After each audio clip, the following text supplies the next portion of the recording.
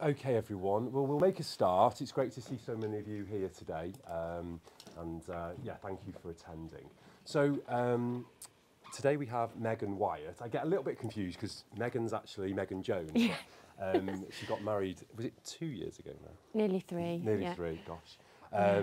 But she's kept her maiden name for her professional work, so I sometimes get confused. But I should say actually Dr. Megan to give her a full title. So Megan was a student here at Glyndwr and did her Masters and her PhD.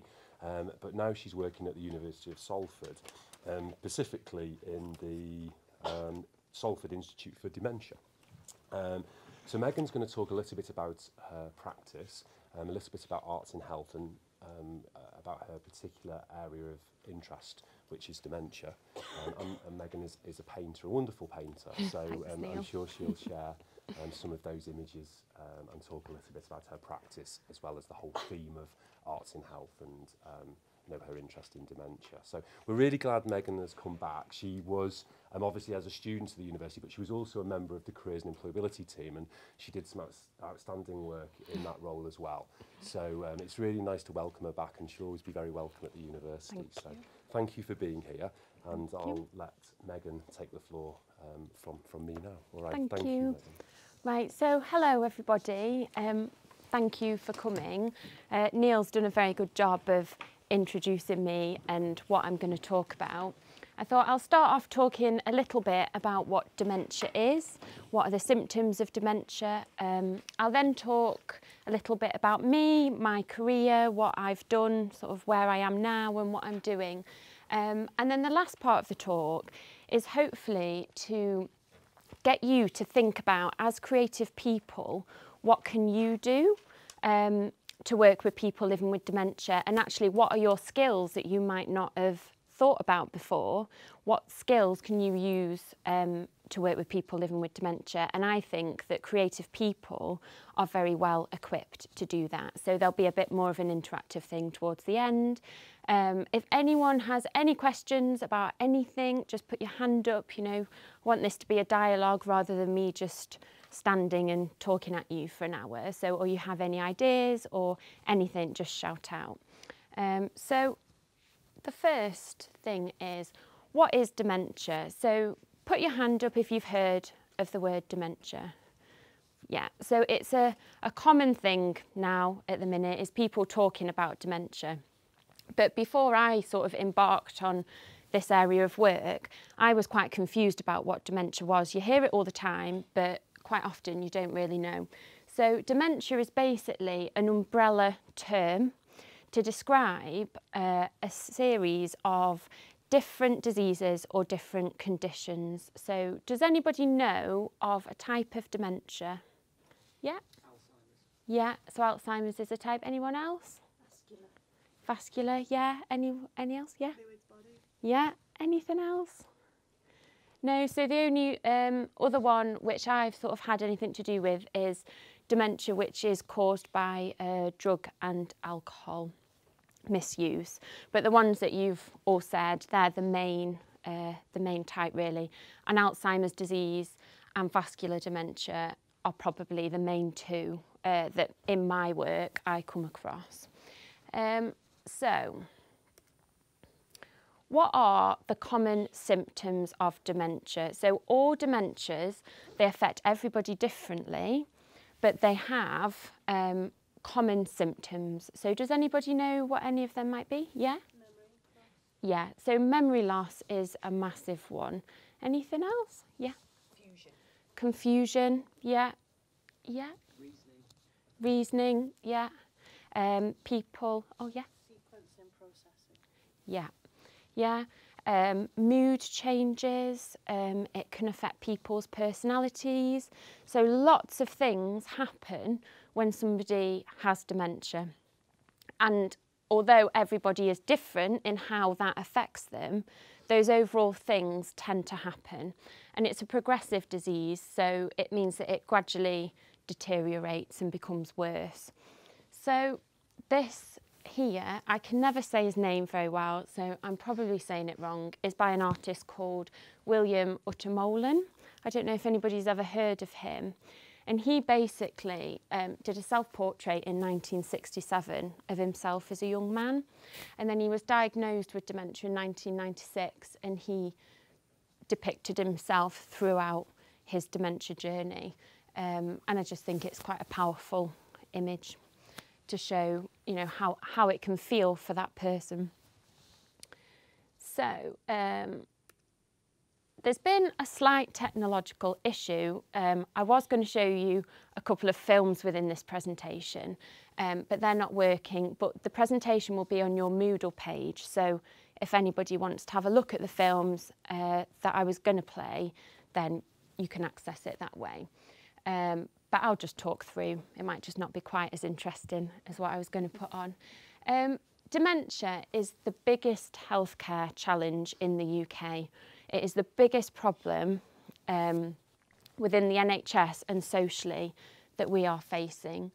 In the world, a person gets diagnosed with dementia every 3 seconds, okay? So it is huge. And as we, as a population, are getting older, the rate of people who are diagnosed with dementia is massively increasing. However, dementia is not a normal part of ageing, and you're more prone to it the older you are, but it is not normal. It's not what should happen as people get old. So I think in 2016 in the UK they did a survey, and there were 850,000 people living with it in our country. And at the moment a lot of money is going in to trying to find a cure for it, but we haven't found one yet. People don't know exactly how it works in the brain and how we can stop it. So it is a huge problem. So I think, and this is something that I'm really passionate about, we need to try and improve the lives of people living with the diseases. So we've not got a cure yet. We don't know how to fix it, how to stop it. But what we can do is look at ways of improving people's quality of life. And I think as creative people, we have amazing potential to do that. And that is something that I'm really interested in. This film showed, it focused on non-verbal communication. And I know we talked about that, so memory loss, confusion, a lack of communication. And that can be one of the biggest issues for people. It's about not being able to remember things and communicate them, or just not being able to communicate. And quite often, people living with dementia have it in their head what they want to say, but they can't verbalise that. And that is something that is extremely frustrating for the people who are living with the condition, and also those people who are caring for them. Has anybody heard of the bookcase analogy with dementia? Yeah? Yeah, so I'll describe it briefly, and it should give you a bit of an idea about how it can feel for a person living with the condition. So say you have a big bookcase full of shelves. When you're a child, you start filling the bookcase with books, and you have all your memories. The books are your memories. So at the bottom of the bookcase are all your memories as a child that you have as a child. And as you go up, your memories fill the shelves, so that the top shelf consists of memories that you had about what you had for tea yesterday. They're your short-term memories. And at the bottom are your memories from a long time ago that you made when you were much younger. Dementia is like shaking that bookcase. So the books on the top fall off, those memories go, but the memories at the bottom are the ones that stay. So if you're shaking a bookcase, the ones at the bottom for a long time, whilst you're shaking it, will remain there. And that's what happens to people living with dementia. So their memories from when they were younger are much more prevalent than what they had for tea yesterday. There's also research which hasn't been published but is sort of involved with one of the projects I'm working on, which is about having another bookcase. So you have your memory bookcase, and also a bookcase which talks about you as a person. So at the top, you have all the things that in society you learn through society. So not to swear, not to shout if you don't want something. And as the bookcase goes down, it goes sort of shelf by shelf more about who you are and your inner self. So on the bottom of that is the root of who you are as a person, and, you know, fundamentally, what do you like? And I don't like comparing dementia to being a child, but in this case, it's about, you know, if you think when you're very small, you have this personality, you might not be able to talk, but you're still who you are. And for dementia, people with dementia, that bit of them lasts the longest. And there are ways to tap into that, but it's about how do we do that. And again, if you were to shake that bookcase, those things that you've learnt about in society, so don't swear, don't shout, don't scream, you know, all those things that we just take for granted that we don't do. People living with dementia don't have that quite often, and it can mean that their behaviour is quite unpredictable and challenging sometimes. But the root of them and who they are is still there. And I think it's about understanding that and looking at ways that you can work with that.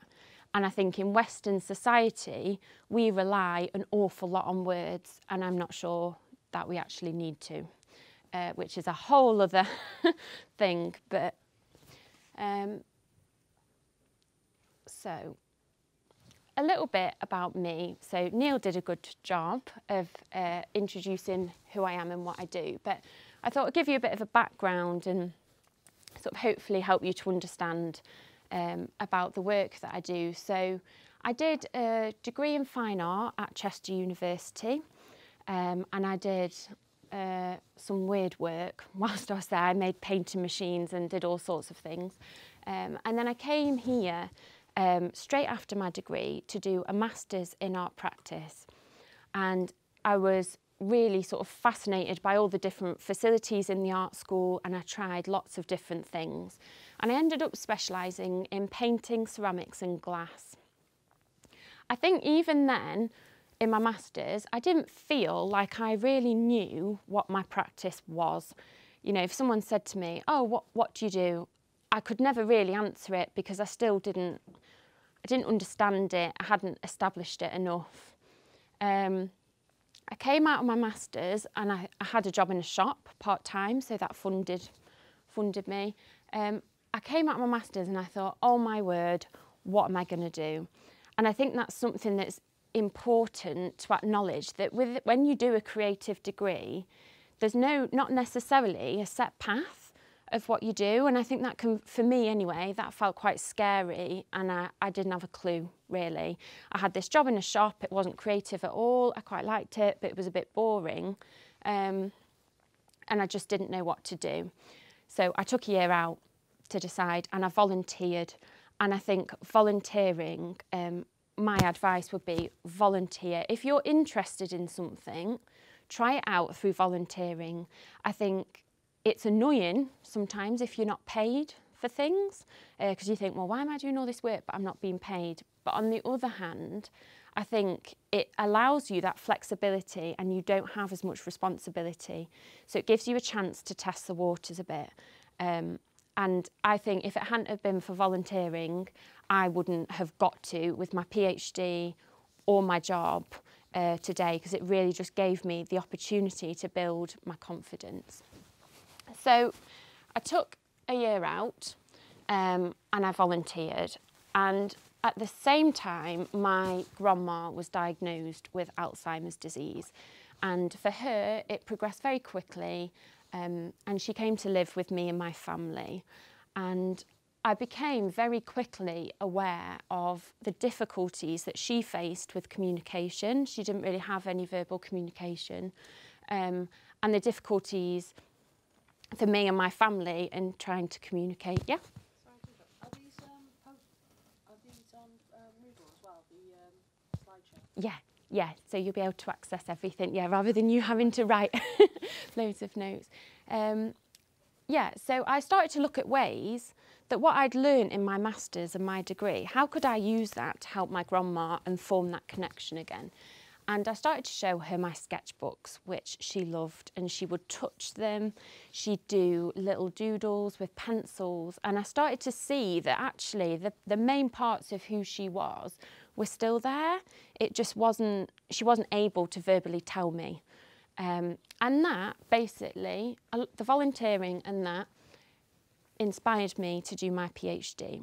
And my main aims were I wanted to improve the well-being of people with dementia. I wanted to try and help that field. I'd seen the difficulties associated with the condition. And I wanted to identify how painting can provide different forms of engagement for people living with dementia. And also something which was really important to me was that I wanted to pursue and develop my painting practice. I wanted to be an artist and to develop my skills as being an artist. And I think I found that really hard. When people would say to me, what do you do? I found it really hard to say I'm an artist. And I think that's something some of you might also feel by people nodding their head. I think you feel this like, oh, cringe about saying it. And it's actually, you are an artist and it's about acknowledging those skills that you have. And I was very conscious that I didn't want to be dragged into this field of arts therapy and lose my identity as somebody who makes artwork and is creative. We'll talk a bit more about it as this talk goes on, but I think for you it's about acknowledging that you are an artist, even if you're at a point in your life where you're not making artwork, and we all have them, you know. It's very rare that you're going to get an opportunity where you're paid full time to make artwork all day. And I think it's about allowing yourself to meander and look at opportunities and volunteering and taking a job, even if it's not a creative job because you need money, you know, allowing yourself to feel all right about doing that, but having that main ambition that you know you're going to be making work again or doing creative things. And I think, you know, it's easy for me sort of stand here and say that to you. I didn't find it easy when I was graduating and coming up with my PhD, but it is possible. And I think it just takes time. So I thought I'd show you briefly a few of my paintings. So I was interested in the role of memory and personal experience in painting. And I developed a body of painting, and then I worked with a group of people living with dementia and supported them to paint whatever they wanted to. And I looked at what they were doing and what I was doing, and they were actually really similar. And I kind of developed this non-verbal dialogue between me and them. And none of it relied on words. I relied on words to write my PhD up, but the process didn't rely on words. And actually, for the people living with dementia, words were neither here nor there. And not everybody chooses to do a PhD. So, you know, you can't access these opportunities without having to do a lot of words-based work. And then this is just another painting that I did for my PhD. So this was based on a memory of when I went to Delamere Forest with my dad. And I was interested in how, to me, that depicts what's in my mind, that I can remember standing there as a child. To you, you probably think it doesn't look anything like Delamere Forest, but it's about that personal connection, I think. That was what I was interested in. And then this was an exhibition that I did at the end of my PhD. So I had my artwork and the people living with dementia's artwork. And it was really about trying to celebrate all the work that we'd done as a group and trying to inform people of dementia and also the abilities of people living with dementia and trying to decrease that stigma that we have within Britain about those who are living with the condition. So that's led me to, which is the last bit about me, is my job now. So I work at the University of Salford, and I work within the Salford Institute of Dementia. And we basically run different activities for people living with dementia and their care partners who are in the Greater Manchester community. My job is to evaluate whether those activities are being of benefit. So do people like coming to them? Are they getting what they want out of them? is it what they want, or are we delivering something that actually nobody's that bothered about? I mean, that doesn't happen, fortunately, with the ones that we do. And it's just trying to look at how do we improve that quality of life for people.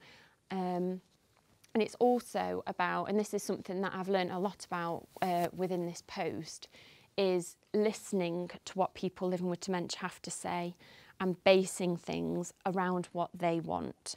And you sort of promoting their voice and supporting them to do that. So that's sort of what I've been doing. I also work on a project called Empowered Conversations, and that's all about non-verbal communication and different types of communication for carers of people living with dementia. It's how do you deal with some of those challenges that you encounter. So that's another film that won't work, but you can watch it on Moodle. I quite like that's just about children speaking to people who've been diagnosed with dementia, and children are great at just cutting through any of that kind of awkwardness that I think we as adults have. So it's just quite nice, but it won't work, but go and watch it on your own if you want to. Right, so the next bit, I want to be more about you and how you can fit into this field of work. So for some of you, you might not be interested in it at all, or you might be a little bit interested, yeah? I run a class called the Memory Makers in Okay. Wrexham, and I take children from newborn to 3 years old. We sit with people with dementia and play games and paint and stuff like that. Great. Do you find it works? It's gone really, really well, Yeah. I think there's something amazing about children and babies actually that are just... Yeah, we take newborns as well. Yeah. So they'll just hold them the whole time. Yeah, definitely. I remember walking with my grandma and she'd always stop at a dog or a baby. And I think there's something about that connection that is different to talking with an adult. I think maybe as, you know, talking about societal norms, we're more awkward, I think, I am, as we get older. Great. Okay, so where do you, as creative people, fit in? I've bought a selection of post-it notes, which hopefully, oh, thank you, will be handed out. And I want you to think broadly in the terms of creativity, but I want you to think about your creative practice. So is everyone here, is everyone enrolled on a creative course? Is there anybody that isn't? No? Okay, good. So whether that's sound, whether you do performance, painting, clay, graphic design, anything, I want you to think about what can you communicate through creativity. So think about your practice first, and if you run out of ideas for that, think about creativity. So an example would be, and I'm sure as animation students you do things that are far more complicated than this, but say if you do an animation of somebody walking to the shop and posting a letter. On your post-it note you can write communication of daily tasks. Yeah, does that make sense to everybody? Yeah? And I want you to think of as many as possible over the next 5 minutes, and I'll just be stood here. So if anyone has any questions, then just put your hand up. So I'll give you another example. Colour. I use colour in my work to help me communicate a memory. So you'll all have different things. It's just about really trying to interrogate what you do. And it might not be that you focus on it in your practice, but you as creative people will communicate all the time without realising it. And nothing's wrong, so don't hold back. Just write away. Has everyone got a post-it note? As many as possible. What do you mean? I don't entirely know what you mean. No, that's okay. So, so what's your practice? Like you do mix, but I suppose ceramics. Yeah. So, do you ever use colour? A little bit. Or do you use, why do you like ceramics? I just want, do you mean sort of like tactile? Yeah. Sort of like, do you mean how would my practice impact on their life? Or do you mean what senses do they use? Or so it's more about what you, as a creative person, so when you're doing your ceramics, what are you trying to show? What are you doing it for? And you might not be able to verbally articulate that. You might be communicating that you like the feel of clay. Yours might be more about the shape that you use, because you have quite nice shapes of pots that you make. Yeah, so that more of a simpler term, but it's the yeah, way so that you may shape them to show something that not necessarily you can verbally communicate with another person. But if you were to show like a child, they would say they like the shape of the pot, sort of thing. yeah, so you might communicate beautiful forms, or curved forms, or tactile forms. I think maybe the word communicate No, I'm is probably thinking a bit more how I would be communicating to somebody with dementia. Oh, I don't know. yeah, but that's great too. So it's whatever. There's no sort of wrong. It's just about what you do really in your art practice. What you're trying to say. Yeah. Your work. Okay. And if you can't articulate that, I can't articulate everything that I don't know why I do what I do. I just like to do it. That's fine too. So you're communicating a intuition, aren't you? Okay. Does that make any more sense, or not really? I think it will when I start to hear. Yeah, it can be anything. There's no wrong.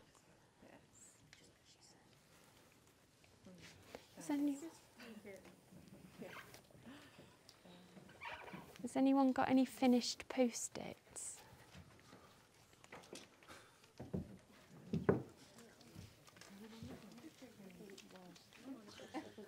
I'll take some.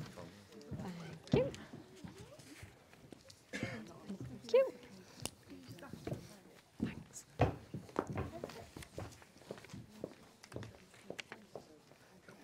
you. It's all right. Sorry. Sorry, Neil.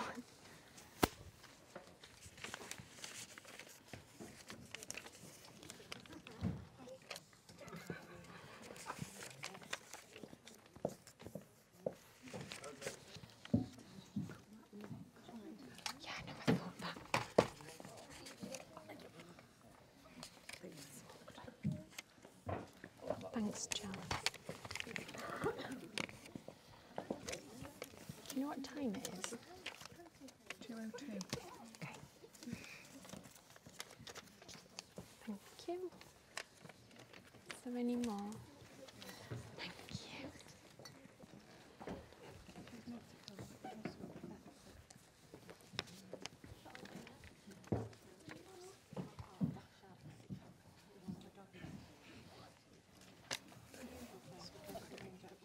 Oh, sorry.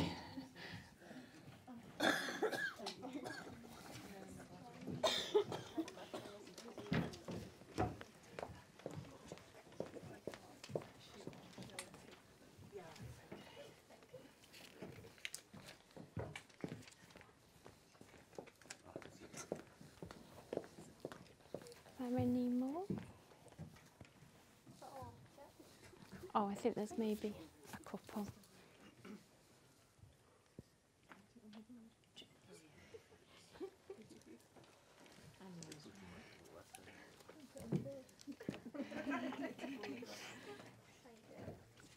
Is everyone...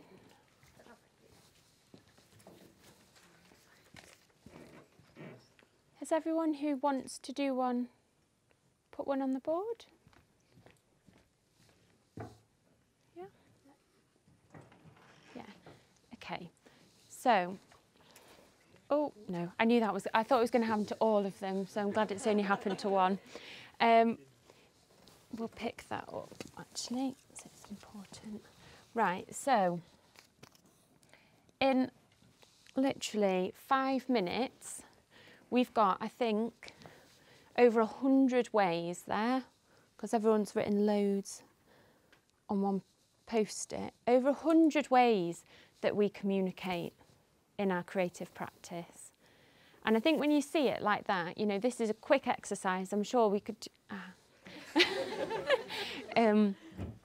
we could spend longer on this and you'd come up with more and more. And I think the more that you think about it, the more you'd have. Does anyone want to share anything that they put on their post-it note? Be brave. Anyone? Shall I read? Yeah? I want to share my preciousness, because I work with gold and silver. Right. Yeah. And that's a great example. And that so when you see gold and you work with it, do you feel that kind of, you're in awe of it and that beauty? Yeah. And I think that's a perfect example, because the likelihood is that a lot of people living with dementia would also feel that. And that's something you can potentially, if you wanted to work with people with dementia, you could factor in. And the fact that you've got those skills in that material, somebody who doesn't have those skills could not do that anywhere near as well as you. So, has anybody else got anything? Yeah. After my mum had a stroke, we used to get all the old photographs out. Yeah. And just sit there and just look through them and yeah. talk together. And it was the communication between us that helped. Yeah. You know, memories. Yeah. And I think that's something that's really important. It's about connecting people together through a way that's different to words. And photos are great because they're so personal to people, aren't they? And if you're thinking about those memories, photos can really help with reconnecting you with a time through an image. Anyone else? I put a memory box so you can put your photos in and things like that. Yeah, that's a really good idea. So having things that are individual to that person. Yeah. I did a similar thing, memory box, when my dad had Alzheimer's, but I included things like sand from the beach, freshly mown grass, Yeah. smells from things when he'd been on holiday, and that really helped. He used to get a smile on his face when we would look at those and touch those things. Yeah, yeah, and it's about using different senses, isn't it? And communicating and being creative about helping people to tap into those different senses. There's a video which I couldn't find, much to my annoyance, but actually it probably wouldn't have played anyway. But it's a video of a lady who can't talk, she can't really move, and she's sitting in a chair, and a care worker goes up to her and starts to just sing a hymn. And as she does it, she taps her hands. And over time of this lady singing this hymn to this lady who's got dementia, she begins to clap and then she begins to sing. And it's just a really good example of how you can get into somebody else's world, really. So yeah, is anything else anyone wants to share? No? All good? Right. So this is something that I'm going to just go over briefly because I think it's important if any of you are interested in working with people living with dementia. And I'll be here at the end if anyone wants to ask any more questions about it, because I know it's a bit of a fleeting stop over this topic. But to work with people living with dementia, there are considerations that you have to make. And you have to be aware of them when you're planning. And I know that might sound like a bit of a drastic statement. Actually, it's not, because you can talk to people about it, you can research it. When I was doing my PhD here, I got a job, like Neil said, in the careers and employability team. And I worked on a lottery-funded project called Adore, and my role was to develop different arts and health projects, and then I worked with students to support them to become engaged in those projects. And a lot of them were working with people living with dementia, and I did that across a range of settings. And through doing that, I became aware I became aware of more things that needed consideration. You know, I definitely didn't know everything before I set out, but there were certain things that are good to know before you do any project. And again, that's why volunteering is so good, because actually you shouldn't be responsible for that. And if you are, there needs to be a conversation about why you are. Health and safety is obviously a massive one. You know, you need to think about your project, and you know, if you're saying that you want to do a project where you give everybody a sharp knife to carve a piece of wood, for some people living with dementia that might be okay, and for some people living with dementia that is not okay. And you just have to be aware of keeping people safe. So, you know, you couldn't give people a blowtorch, for example, necessarily. Some people you could if they were early on or it hadn't affected them in a certain way, but you'd have to be very, very careful, and I just wouldn't recommend it. The way that I run projects is to try and make them fun, but just to not have that level of risk there with the materials that you're using. Environment, you know, always check your environment, preferably before you run a workshop, especially if it's in the community. I think if you're in a hospital or a care home, you kind of have to fit in with their environment. And although you might be restricted, in a way it's easier because you can go along with it. I think if you're doing it within a community place, you just need to check, you know, is it warm? Are there toilets? Are there trip hazards? That kind of thing. Materials we've already spoken about, depending on who you're working with. So I did a project in a hospital through the Adore project, and people were quite poorly there. So I had to make sure that if anyone ate anything, it wouldn't be toxic. So there's ways around everything. It's just about trying to think of them before you embark on it. DBS check with places. Do you need a DBS check? Or if there's going to be members of staff there, are you fine? My advice is, if you're doing a dementia project in a care home or a hospital, and you might want to do this even in a different place, get in writing that you want a member of staff to be present, because your job usually is as an artist to facilitate, not as somebody who will care for that person. I know you will, it's human nature to care, but there's different levels of care.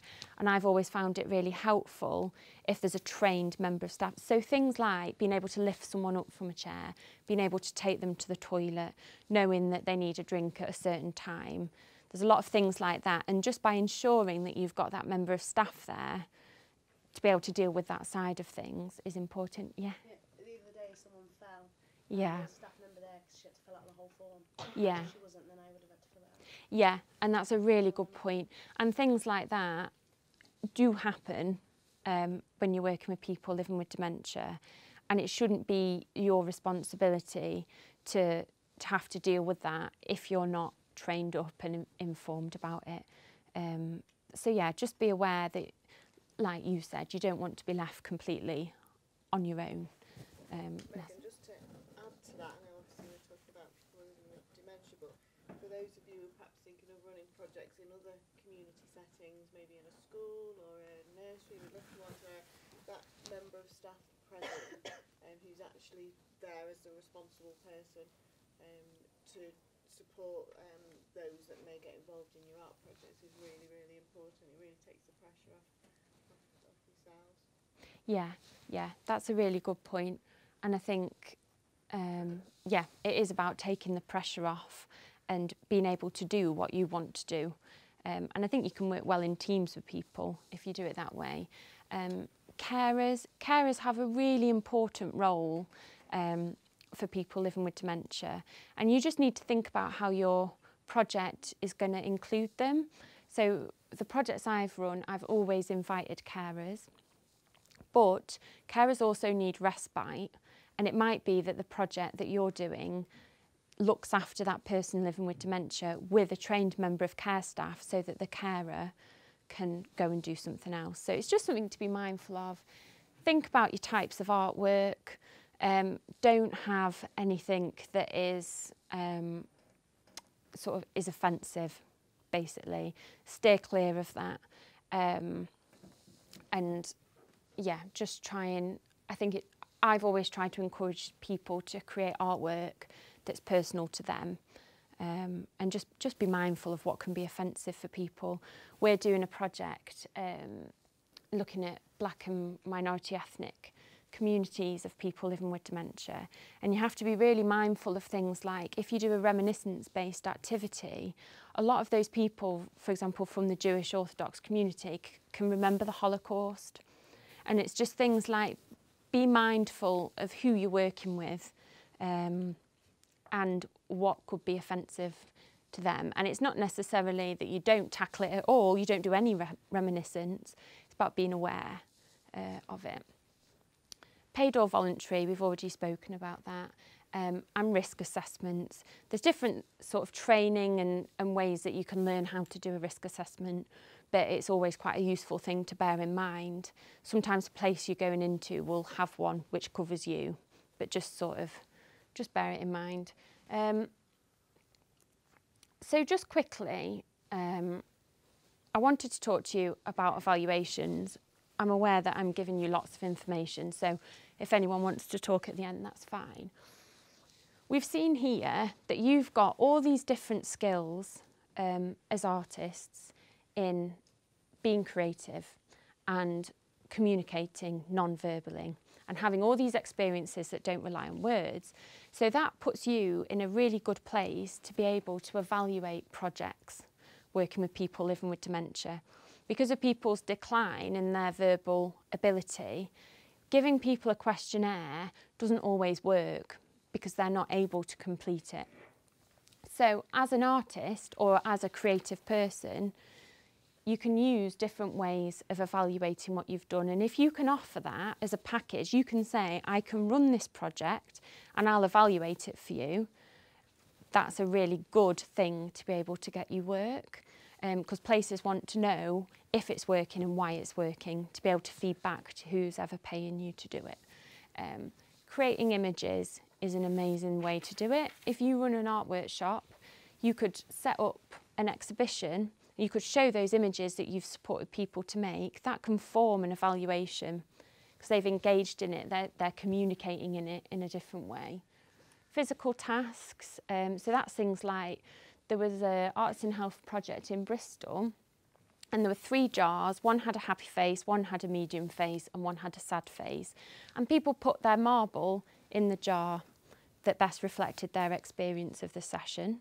Okay, so although that's really simple, at the end of it, you've got, oh, well, 12 people really enjoyed my session and only 1 didn't. So you know it's worked, and you can then write that up if you wanted to. Sound. Again, are there any sound people who specialise in sound in here? No. Sound's a good one. You can record songs. You can record if people say things. Sound's a good one to capture what you're doing. And obviously there's issues around consent. You have to let people know and that you're recording them. But that's a good one.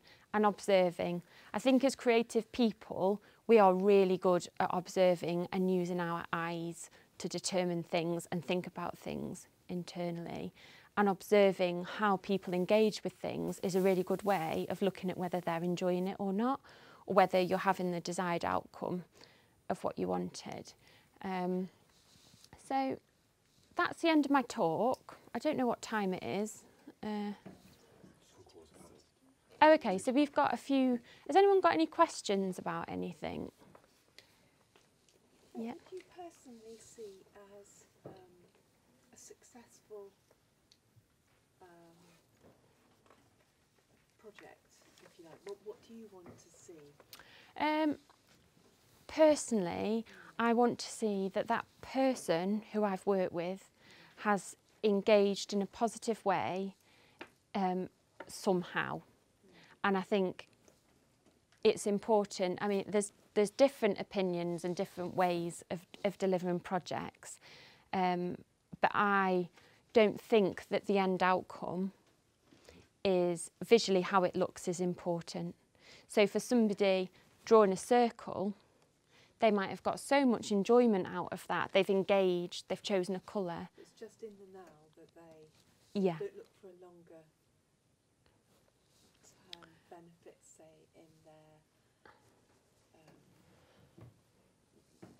slightly less depressed or something like that? Yeah. Just for what is there? Yeah, I think it depends on the project. So I've done both types of things. So the project I did for my PhD was about in the now, in that hour of a painting, what did they experience?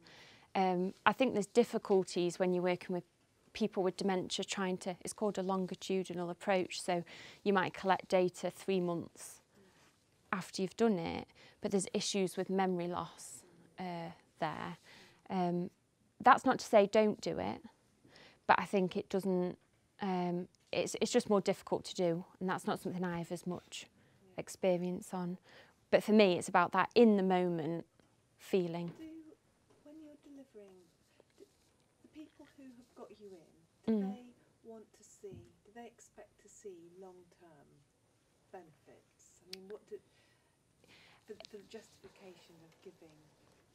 Yeah, it depends who your project provider is. And I think also sometimes places expect there to be this amazing piece of artwork at the end of it. And I think it's just about being clear what you're going to offer. And if they don't, if what you're offering isn't what they want, then that conversation, it's good to have that at the beginning. I mean, I've been caught out with that. I think you learn as you go, but I think for me, it's about not pushing anything, not pushing a final piece of artwork. It's that in the moment what they want to do. Has that answered your question? Yeah.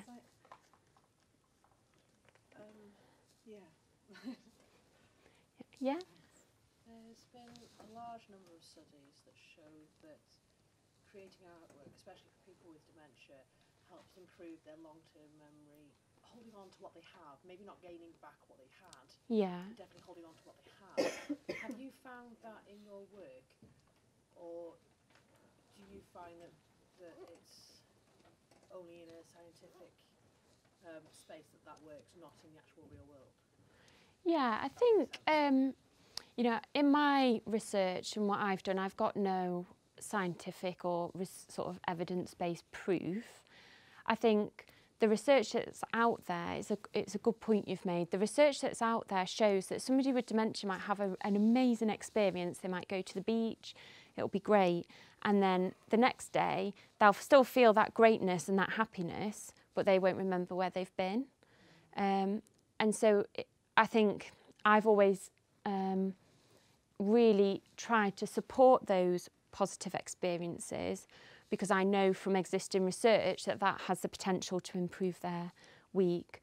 Whether or not it helps sustain memory, that's not something that I've really looked into. Quite a lot to do with my dissertation, but from the research I collected, for example, there was one case study, a lady called Jenny. When she was asked to draw things that she remembered from when she was a child, small details that she thought she had lost, like the colour of her mother's apron, the type of flowers that were her mother's favourites and stuff like that, those sort of memories began to filter through again because they were accessing the long-term happy memories that she had as a child through imagery. Yeah. And it allowed her to stay connected a bit more to her own children. Yeah. By, as I said, simple things like the colour of the mother's flowers. So it helped her to maintain the memories better. Yeah. Yeah. And as I said, do you find that people who do artwork seem to stay lucid for longer? Not necessarily they stay lucid for longer. I think once you get into this sort of way of working with somebody, you can go deeper into a conversation with them, whether that conversation's through painting or words. I think it can help people to remember things as you're doing it, if that makes sense. So, you know, sometimes people are quite reluctant to engage, and then once they do, there was a lady I worked with, and she started saying a bird. She kept saying the word bird, and then she was like, there were hedges where I used to live, and then she was saying, I hate walls. Why would we have walls when we can have hedges? And that it sort of grew from her painting and me being there. But whether it helps with memory and sort of the symptoms of it long term, I'm not sure. Anyone else? Got a few minutes. Yeah, yeah. You ask. Right. Do you find that it is more helpful for the person, for you to introduce the subject of what you're going to do, to have to say, oh, we're going to, or to leave the creativity to be led by the people you're working with? So the way that I do it, there, again, there's lots of different approaches to this kind of thing. I think as creative people, like what Lorna was saying about using gold, you have the knowledge of like these amazing capabilities of these materials and what they can do. So I try and gently introduce things to people living with dementia, show them how it works, but let them engage with it in a way that they want. So I'm never prescriptive about what they draw or what they paint or what they make. It's experiencing that material. Because I think once you start telling people what they need to do, you lose one of the most sort of amazing experiences of making something. It's about you, isn't it? And I think, yeah, that's how I do it. And at the same time, sometimes people just don't want to, and that I'm fine with that too. I think you have to be open and flexible, or, you know, I've worked with people and I know that they just only want to draw with a pencil. They don't want to do anything that I've got planned with ink or clay. And it's just about, you know, being flexible and letting them do that, but gently introducing other things as well to see if they want to or not. Did someone have a question on the back? Yeah. I was going to say, what materials do you use with them? So you use lots of different materials. Painting, I do a lot of painting with people. I've done brush-o inks. They're great. They have a really good effect, and they're quite good with people who aren't very well, because you don't sort of need much space, or you literally squirt a bottle and you get these massive jets of colour. Have I said clay? No, I can't remember where I was up to. Yeah, pencils, clay, different types of paint, things with dried flowers. Just try to be quite open, but I mean, painting is what I know most about, so I think I probably do that the most. But then if you're doing like an 8-week block, you can't just go in and do painting every week. It's the same thing. But I usually take a sort of range of materials to see what people do. Has anyone else got any? Yeah. If I was thinking I want to get started, yeah. So I wanted to work with people with dementia, or more broadly people with health conditions, what would you suggest I did? Good question. I think look out for opportunities. So has everyone heard of artsjobs.co.uk? That's really good. That has lots of opportunities on it. Again, I know I keep saying it, but I think through volunteering, so, go into a care home and ask if you can volunteer.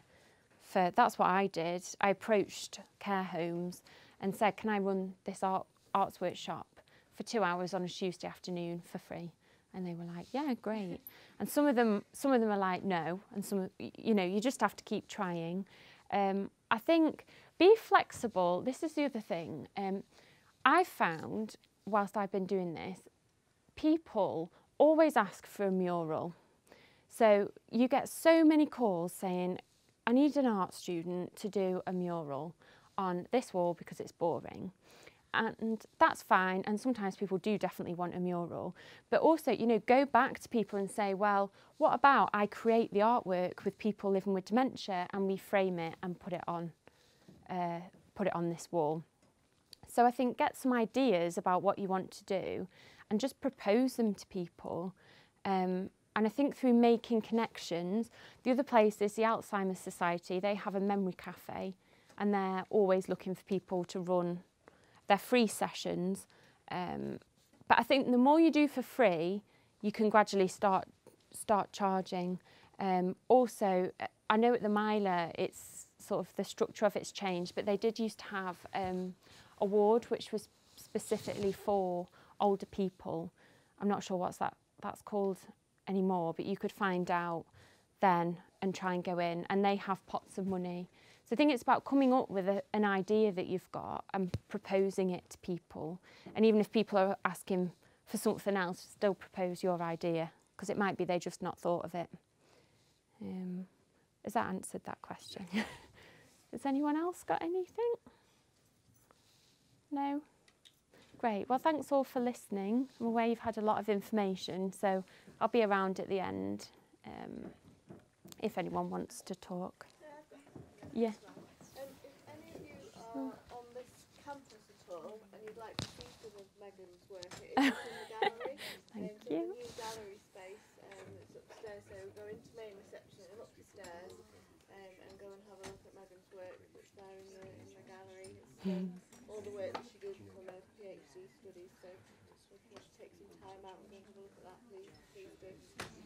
Great, thank you. Thank you. Thank you.